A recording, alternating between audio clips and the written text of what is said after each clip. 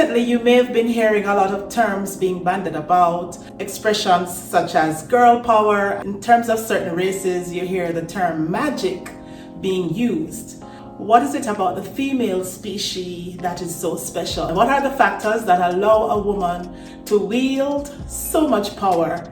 In today's video, I'm going to share some ideas with you as to my perspective, my views on what is it really that makes a woman so powerful. A woman is the most powerful species that God created.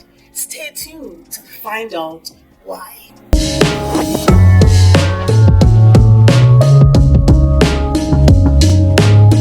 Welcome back. This is Angie Marie. This is my YouTube channel, and on this channel I throw out ideas that help us to have a positive mindset that ultimately helps us to be more successful. I share some of my own experiences and in doing so help other people. If you have not yet subscribed to this channel, please go ahead and do so. And if you are a return subscriber, I really appreciate you. You're the best part of this channel. So let's dive straight into the matter at hand, a very interesting topic that I believe, because when we talk about women, the power of a woman, to me, that is so beautiful. So let's go back to the beginning of time. This is what I believe. It started with a man being put to sleep and a rib being taken from him to create and form a woman. Man was created first, and then the woman was formed out of that man. And to me, there's a lot of beauty and strength and power in that. Woman was formed out of the man, and so God went in and specially formed her,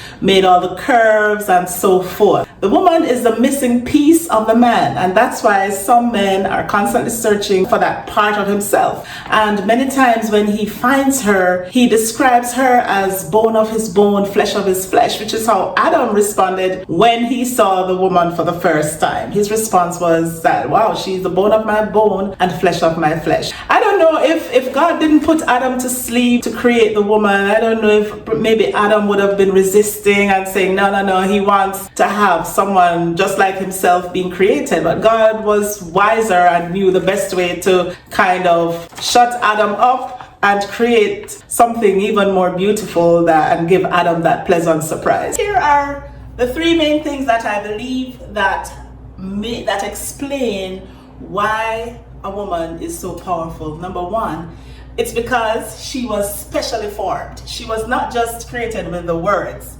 let there be woman. No, she was specially formed, created, molded, or built with intention to have certain features and certain functions. Number two is that she came from the man.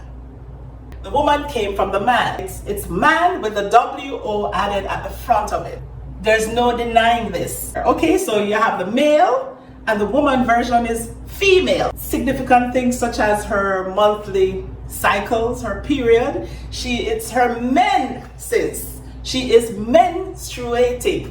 And even when she changes, there's a change of life later on as she becomes much more mature, she goes through what they call menopause. So there's a pause on the men thing. Now, this is not coming from me. I've heard this somewhere before, okay? So don't attribute that to me or my genius or anything. I've heard this somewhere before, and I thought it was really very clever. So you cannot separate the woman from a man. A man cannot lead a kingdom on his own without his queen, without the woman behind him. Recently, I've heard this term, not just polygamy, but no, polyandry, where women also are allowed to have more than one husband. To be honest with you, I cannot picture how that could work, because it is so much work already having to have one husband that I cannot understand how a woman could handle more than one husband. First of all, you have to honor him, respect him, listen to him, be led by him, allow him to lead. How can you have two masters or more than one or masters? You're going to be confused. That's my opinion. Don't kill me, don't shoot me, but I'm entitled to my opinion. So I don't believe in polyandry or polygamy. I don't believe in polyandry, where a woman has more than one husband, or polygamy, where a man has more than one wives, because I've never seen one that's successful, as a matter of fact. Number 3, a woman is the extension of gentleness and peace and calm and feminine energy and wisdom and ability to create, creativity and so on. Not with the masculine energy, not with the testosterone or all of that. So she came from the man, but she has added a different flavor that makes her super special. Great to be a woman. To me, it's a privilege to be a woman.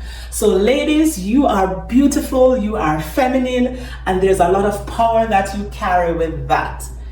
I really love the perks that come with being a woman. I like being spoiled. I like the feeling of being spoiled. For me as a woman, being told by a man that I care about, that hey, I've spoiled you, I love that feeling. I love how that feels. So I would not want to change my position to be a man. I think it's so much harder. So what is it that really makes a woman a great woman? Is it her personality, her temperament? Is it her culture? Is it her beauty? What is it that really makes one different from the other? I believe it's her spirit, it's her aura, it is what lies deeper within. You're able to tell who she really is based on her spirit. If you want to get the most out of her, out of a woman, and live successfully with one, including one who's from a different culture, you need to study and understand her spirit, because it's her spirit that's going to make a difference. That is what is long lasting. Her spirit will never die. The beauty may fade. Certain things that you consider to be beautiful will fade over time. But that spirit, who she is on the inside, will linger with you for life. So in my view, it has very little to do with her country of birth or her culture, because your country of birth, your culture does not fully define you. It defines some things about you, but not everything. You can meet someone that shares a common ground, common principles, common values, and those are the things that really matter. So here is the marvel of a woman of substance. Her ability to shoulder immense burdens, endure pain, offer unwavering support to her partner, nurture her family, and maintain her own strength. She's capable of so much more, yet she doesn't seek to overshadow the man's role as a leader. Instead, they complement each other's strengths and work as a unified team to achieve remarkable outcomes. When these two powers collaborate with a shared vision, mutual respect, and passion, they become an interdependent force, creating a synergy that thrives in areas such as business, ministry, and in the family.